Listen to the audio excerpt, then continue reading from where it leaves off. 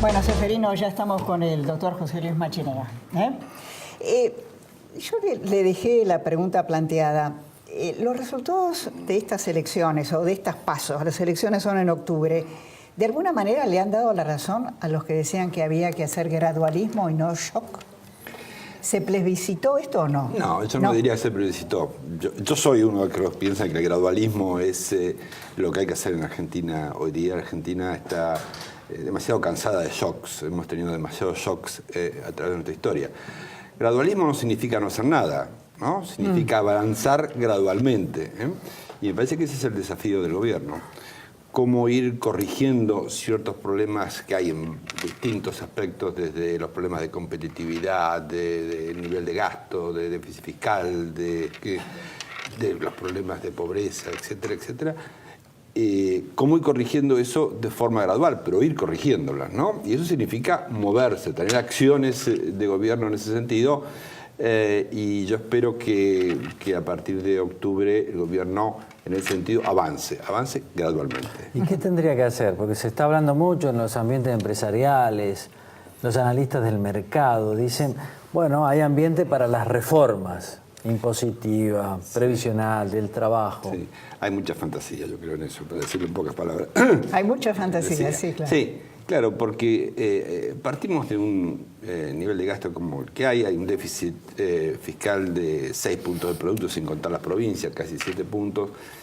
Y esas reformas de las que están hablando mucho es cómo bajamos este impuesto, bajamos este otro impuesto. No sé cómo se hace todo, ¿no? De bajar el déficit, bajar la inflación y al mismo tiempo bajar todos los impuestos.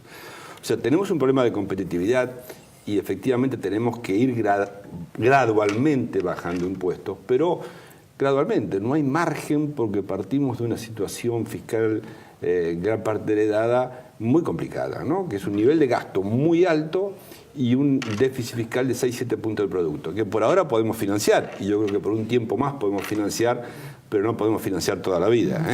Ayer, por ejemplo, yo estuve en una conferencia del Rotary moderando, el invitado era justamente Abad, y todo el mundo le decía, ¿por qué no me baja este impuesto? Y dijo, yo le voy a bajar los impuestos cuando primero se baje el gasto y los subsidios. Claro. Si no, es imposible. Por eso usted cuando dijo son puras ilusiones, es muy difícil bajar impuestos si usted no baja el gasto. Así es. Por eso digo, no, ese camino es el que hay que transitar gradualmente. Y bajar el gasto, en un contexto donde la mitad del gasto está indexada a la inflación pasada. Eso pasa con muchos programas sociales y con las jubilaciones. La mitad del gasto está indexada a la inflación pasada. ¿Esto qué quiere decir? Que a medida que la inflación baja, quiere decir que eso aumenta el gasto en términos reales, ¿no? Porque la inflación es menor, pero estoy indexada a la inflación pasada. Entonces, eso significa que la otra mitad del gasto tiene que bajar mucho en términos reales. Y ahí, entonces por eso digo, la tarea es complicada, hay que hacerlo, pero no se puede hacer un día para otro. Y por lo tanto, hay algunas reformas fiscales para hacer, creo que van a hacer algunas reformas fiscales, pero no hay maravillas, no se pueden bajar impuestos porque no hay con qué, no hay financiamiento eterno y por lo tanto, si no seguimos la tendencia de reducción del gasto, por un lado, y reducción del déficit, vamos a encontrarnos dentro de 3 años que tenemos un problema de financiamiento. Ahora, ¿qué es lo que se puede reducir del gasto? ¿Qué se puede reducir el gasto? Cuando los economistas hablan del gasto es la relación gasto a producto, gasto dividido el producto. Lo que se trata, lo que el gobierno está apostando es a mantener el gasto en términos reales, que no aumente, mientras el denominador del producto aumenta. Esa es el gradualismo. Y yo creo que esa es la cuestión, lo lógico. ¿Cómo va esa batalla? Esa batalla va a ser difícil, porque uno dice, bueno, mantener el gasto. Hay que mantener el gasto. Hay presiones de todos lados. Claro. Entonces, esa batalla va a ser difícil, va a durar 2 o 3 años. Y la otra cosa es, ¿el producto va a aumentar al ritmo que queremos que aumente? Digamos, ¿va a aumentar al 3-4% por año? ¿Cuál va a ser el motor de crecimiento el año que viene? Este año fue el gasto en infraestructura, y bienvenido. Pero eso no va a seguir aumentando el año que viene, en todo caso se va a quedar ahí. Entonces, ¿cuál es el motor de crecimiento? ¿Las inversiones finalmente van a llegar? las exportaciones, ¿hay competitividad para las exportaciones sean el motor de crecimiento? Esas son las preguntas para ver si el denominador ese de la relación gasto-producto nos muestra una reducción del coeficiente de gasto-producto, y eso sí permite lentamente ir reduciendo los impuestos en términos reales, ¿no? Ahora, usted hizo una muy buena pregunta. ¿Llegarán las inversiones? En el gobierno se culpa mucho a los empresarios, pero los empresarios dicen no están todas las condiciones para invertir. Bueno, hay problemas de competitividad y hasta ahora había problemas de demanda, ¿no? Uno invierte cuando tiene que la economía crece. Ahora sí, la economía está creciendo. Yo creo que van a terminar el año con una economía creciendo al 3% y hacia fin de año posiblemente al 4, 4,5%. Bueno, si la economía vuelve a crecer el año que viene a ese ritmo, eso debería motorizar ciertas inversiones para satisfacer esa demanda. Después nos queda la otra inversión, aquella que necesitamos, que es exportar. ¿Cómo hacemos para exportar más? Porque si no exportamos más, sabemos que en algún momento nos chocamos con el otro escollo que hemos tenido toda la vida, que es la restricción externa, ¿eh? Las importaciones crecen cuando crecemos, las exportaciones no crecen y tenemos un limitante. Ahora, doctor Machinea, nosotros tenemos una relación esquizofrénica con el dólar. Si está bajo, protestan los empresarios, no pueden exportar, las economías regionales. Si sube, entramos en pánico también. Así es. Vivimos así. Así es. Por eso lo que a mí me parece importante, y yo he criticado a veces, es que no teníamos que haberlo dejado caer tanto, porque cuando se cae mucho, en términos reales, después pega un salto y nos alarmamos todos. Entonces hay que hacer medio gradual el ajuste del tipo de cambio.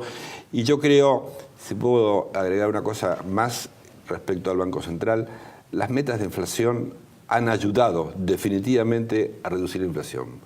Pero cuando uno tiene metas de inflación demasiado exigentes y al mismo tiempo tiene un déficit fiscal muy grande, el riesgo que apreciemos mucho el tipo de cambio. Y yo diría... ¿Qué es lo que sucedió? ¿Qué es lo que sucedió? Y el año que viene el Banco Central creo que piensa mantener las metas de inflación de 8 a 12%. Creo que de vuelta son demasiado exigentes y no quisiera que el año que viene volvamos a tener el problema de un Banco Central preocupado como tiene que estar con la inflación, pero en esa preocupación con tasas de interés muy altas y por lo tanto con más apreciación del tipo de cambio.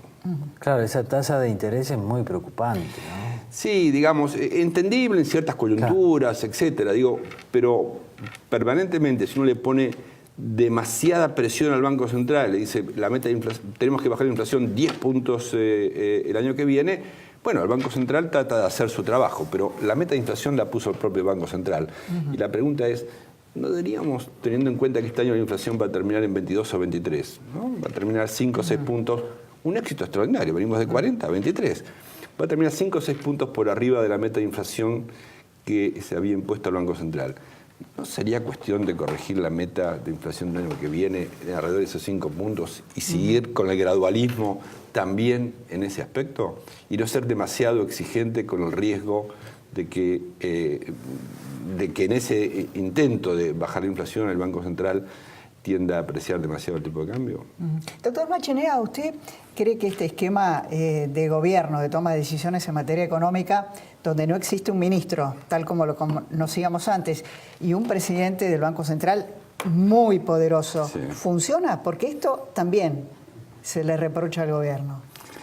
Sí, bueno, yo he dicho mi opinión, que no ha caído muy simpático. A ver, repítala, yo creo que es bueno mejor tener un ministro de Economía que varios. Pero bueno, puede ser que no. Pero alguien tiene que coordinar y ser el dueño de la economía. Si está en la jefatura de gabinete el ministro de Economía, en el cual está sentado el Ministerio de Economía, bueno, que esté en la jefatura de gabinete, pongamos un ministro de Economía en la jefatura de gabinete que cumpla ese rol. Pero yo creo que eso hubiese evitado ciertos problemas de coordinación. Es cierto también que el gobierno, como todos nosotros, aprende de los errores del pasado, ¿no? Y los problemas de coordinación creo que ahora son menores que los que fueron al comienzo de la gestión.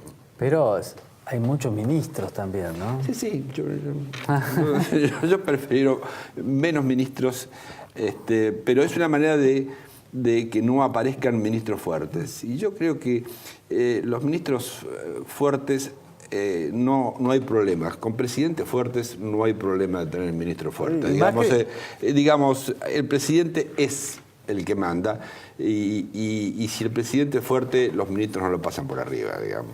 Y Macri tiene carácter. Y Macri tiene condiciones para eso, definitivamente, claro. Doctor Machineda, ha sido un placer tenerlo con nosotros. Bueno, gracias por haber estado.